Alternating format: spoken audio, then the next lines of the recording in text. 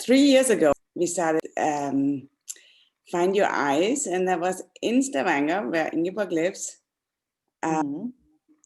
And that's where we met, and that's where I stayed in her house with her kids and her husband.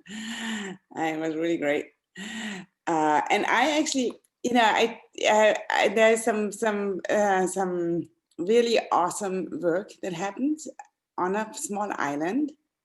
And this is Ingeborg's work here on the left.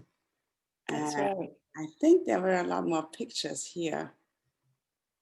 Yeah, there's some pictures there. Yeah, so that's how we met, and you can definitely say something about that work, but you can also, you know, talk about what you're doing right now. Yeah, that's how we met, and yeah, that was really a nice project. I enjoyed it a lot, and to be able to do work for the outdoors is like I had done it once before, so and I found that really inspiring. So I really felt a lot of love for the whole project. The fact that, like, to use this area, which was usually just like people used to walk their dogs there, and it was really like a tiny little island just outside the city center, and it was, well, I had never been there before I first visited the first project there. And it was, for me, it was really a hidden treasure with all these old beautiful trees, and to have the city so close, and you had this sort of industry, like the maritime industry that you could see just across on the other side of the other islands. So yeah. And now this little island was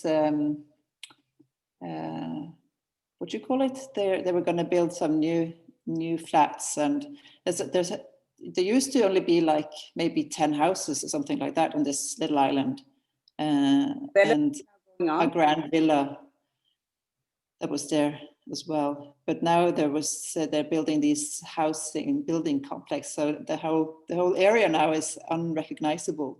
Because the project that was so cool about that project, I thought too, that it had that that element of like there was like this mini this weird mini New York almost going on, where the development was taking over this little neighborhood there. But there was all these like completely strange pushbacks from all sides, and it was a very interesting place to be and observe. We got to do this project because of that development and because of the pushback on the island from the people that lived there, who said, you know, we don't really want that development, and then the city decided they have to give back, but then the people on the island were upset that we did actually the project because it was also bringing too many people there. And it was kind of a very complicated situation, really interesting. It was indeed, yeah. And it's something like... I think about Norway too, in some ways, you know, on how... Yeah, it was really, really super interesting. But I mean, I think that what we did, kind of the art that came out of it was also really, really cool. Definitely. And as well, like I've done some, like I did another project that was in Oslo, in the woods there, and that project had sort of similar feedback. like some people really loved it, and then some people hated it because they didn't want to see art when they were in nature. They wanted to see just the nature. So I guess for some people, like if you put anything in nature, it will be like a visual disturbance or something that doesn't belong there. But for other people, it will understate the nature, or like do something and give them something. But it's, you know, it was what's the name? It was not supposed to be there forever, which was good as well. It was very temporary, right? Yeah. Although it was up for quite some time. Mm-hmm. Right. The projects, yeah. So like I think mine was there for. It was so integrated in me. A year, I think mine was there for. Yeah. So working on now, I see some things in the back there. Oh yeah, well actually, what you see there is some pieces of art that I've bought myself. So these are made from colleagues of mine, and I have some new works in that box. An exhibition that just returned to me from Oslo. Cool. And as well, I am showing similar works to what I've donated to you at the Stavanger Art Museum at the moment, which I was so happy to sell to them. So great. So beautiful. Yeah, that you actually gave us to the sky, or yeah. The horizon. I know. So what was that show about? The one at the museum? Mm-hmm. Or the one at the museum? Well, that's it's the museum showing art from like the regional scene here, the art scene here. So all the artists showing are like local artists. So this was like, of course, they as well had many shows being cancelled with the corona. So this is sort of their way to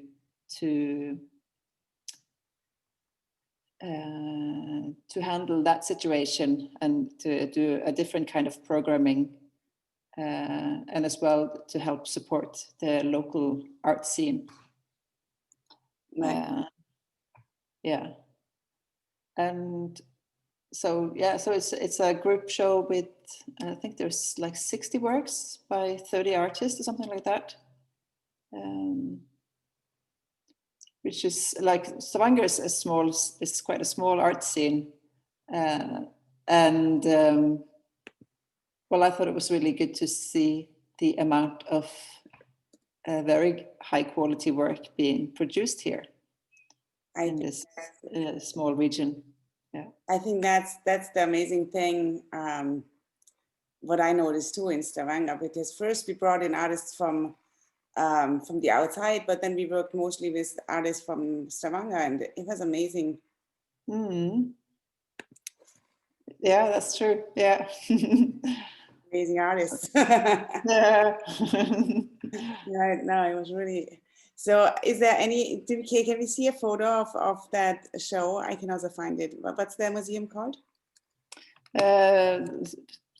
Find a photo from my work. Exactly. I really like that piece that you gave us we took it out and looked at it.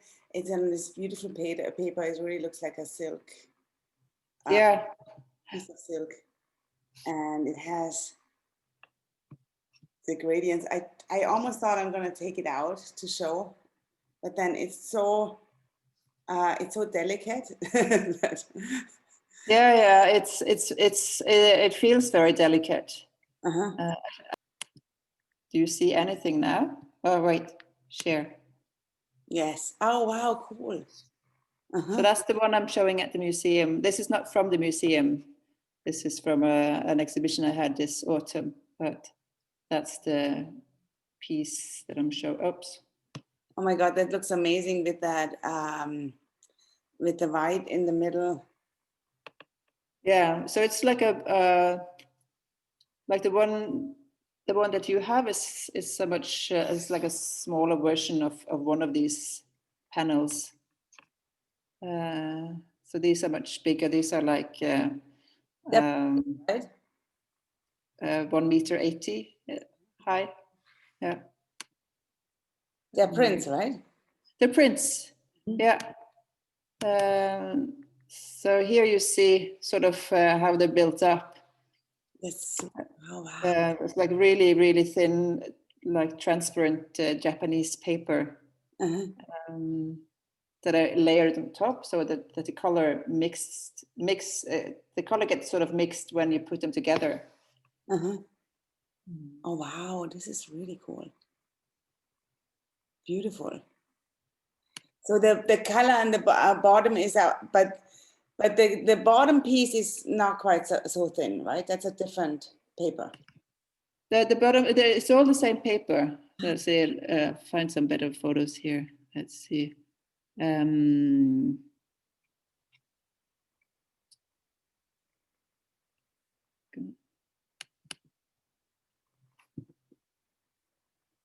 So here, yeah, here you see it as well. Like, and since the paper is so thin, it sort of moves with the like the air in the room sort of makes it move a bit. Wow, this is really, really beautiful. And so they're kind of like taller than you almost. Yeah. Yeah, they're a bit taller than me. So there's one photo here, like.